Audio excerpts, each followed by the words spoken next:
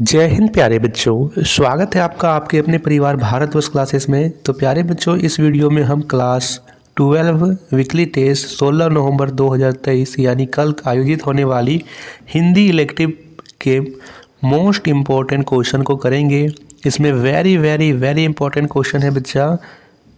जल्दी से इस वीडियो को लाइक कर दीजिए, शेयर कीजिए और अपनी आप लोग भारतवर्ष क्लासेस पढ़ रहे हैं तो सब्सक्राइब जरूर कीजिएगा। पहला प्रश्न दे रखा है, जहाँ कोई वापसी नहीं किस गांव की कहानी है? निमल, अमझर, अमतोड़, इनमें से कोई नहीं। सही विकल्प बी है, अमझर गांव की कहानी है। प्रश्न ये भी पूछा जा सकता है कि गांव का नाम अमझर क्यों पड़ा? क्योंकि यहाँ आम झरते हैं। क्या झरते हैं बच्चा? आम झरते हैं। जहाँ कोई वापसी नहीं किसके द्वारा लिखा गया है? निर्मल शर्मा। निर्मल शर्मा के द्वारा यह लिखा गया है। दूसरा प्रश्न है, आधुनिक भारत के नए शरणार्थी किन्हें कहा गया है? पुरानी पीढ़ी के लोगों को, नए पीढ़ी के लोगों को, औद्योगिकरण के कारण विस्थापित हुए लोगों को, या इनमें से कोई नहीं?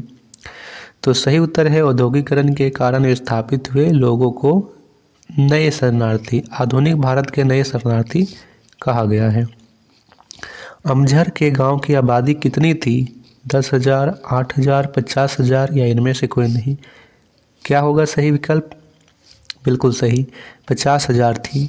सी विकल्प यहाँ बिल्कुल सही है। चौथा प्रश्न है, जहाँ कोई वापसी नहीं पाठ की कौन सी विधा है? नाटक, कहानी, यात्रा वृतांत या इनमें से कोई नहीं? तो यह यात्रा वृतांत है।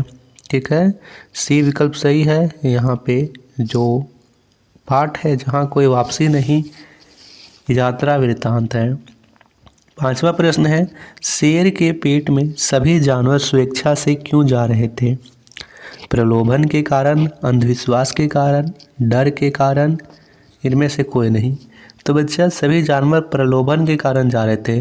किसी को हरी घास का मैदान नज़र आ रहा था, किसी को लग रहा था कि वहाँ रोजगार का दफ्तर है, तो किसी को लग रहा था कि वहाँ पे स्वर्ग है। तो सभी लोग लालच के कारण, प्रलोभन के कारण जा रहे थे। शेर किस विधा की रचना है? यहाँ पे 4 लघु कथाएं दी गई है। शेर पहचान, 4 हाथ, है ना, ये सभी लघु कथा है। बी विकल्प सही है। शेर किस प्रकार की लघु कथा है? प्रतीकात्मक, व्यंग्यात्मक, दोनों या इनमें से कोई नहीं? तो ये दोनों प्रकार की है, प्रतीकात्मक भी है और व्यंग्यात्मक भी है। ठीक है। आठवां प्रश्न है, पहचान लघु कथा में राजा को किस प्रकार की प्रजा पसंद आती है? अंधी, बहरी, गूंगी या इनमें से सभी?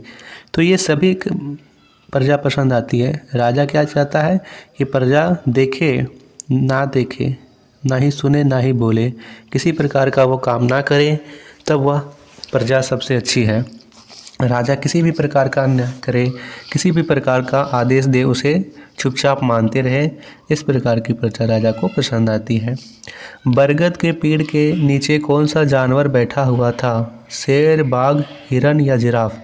तो शेर अपना बड़ा सा मुंह खोलकर बैठा हुआ था। 10वां प्रश्न है, उल्लू ने शेर के मुख के भीतर क्या बताया? रोजगार का दफ्तर, घास का मैदान, स्वर्ग या इनमें से कोई नहीं? तो उल्लू ने कहा कि वहाँ स्वर्ग है। घास का मैदान यहाँ पे गधे बताते हैं और रोजगार का दफ्तर यहाँ पे लोमड़ी बताती है। ठीक है। प्रमाण से अधिक महत्वपूर्ण क्या है? मिथ्या, अंधविश्वास, विश्वास या इनमें से कोई नहीं? तो यहाँ पे जब आप कथा पढ़ोगे शेर, तो उसमें कहा गया है कि प्रमाण से अधिक विश्वास महत्वपूर्ण है। सी विकल्प। राजा ने लोगों को आंख बंद रखने को क्यों कहा? ताकि लोगों को शांति मिलती रहे, ताकि उनकी आंखों में धूल ना पड़े, राजा को अपने आदेश मनवाने थे या इनमें से कोई नहीं? उन्होंने कहा कि मुझे शांति मिलती रहे, आप लोग अपनी आंखें बंद रखो। दूसरी बात उन्होंने कहा कि आप लोग अपने कानों में शीशे डलवा लो, और तीसरी बात उन्होंने कहा कि अपने अपने होंठ भी सिलवा लो। यानी तीनों तरह से, अंधा, बहरा और गूंगा, तीनों तरह से जनता को यहाँ पे बताया गया है। 13वां प्रश्न है, इनमें से किसने सबसे आंखें खोलकर देखने की हिम्मत की? रामू, मोहन, सयन या बिगल। तो सबसे पहले रामू, और यहाँ पे दो और पात्रों के नाम आए हैं लेकिन रामू भी इसमें शामिल है। अगला प्रश्न है, मिल मालिक ने मजदूरों के कितने हाथ लगवाने का निर्णय लिया? 2, 4, 8 या 10। तो उन्होंने 4 हाथ लगवाने का निर्णय लिया कि यदि मजदूरों के 4-4 हाथ हो जाए तो काम में गति आएगी और तेज़ी से काम होगा। उन्होंने काफ़ी प्रयास किए, वैज्ञानिकों को रखा, ठीक है, प्लास्टिक के फिर लोहे के हाथ लगवाने चाहे मगर नहीं लगा। अंत में उन्होंने जो मजदूरी है वो आधी कर दी और मजदूरों की संख्या दुगनी कर दी। 15वां प्रश्न है, किसान ने किसके साथ साझे की खेती करने को सोचा? बाघ, शेर, हाथी या लोमड़ी? तो उसने हाथी के साथ साझे की खेती करने को सोचा। कवि को ढाक के जंगलों के दहकने का पता कैसे चला?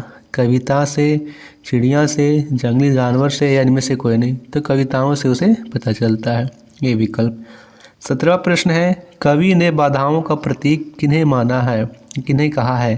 पत्थर, चट्टान, नदियाँ, अंधेरा या मानव? तो उन्होंने पत्थर या चट्टान को बाधाओं का प्रतीक माना है। तो बच्चा यह 17 most important most expected question है।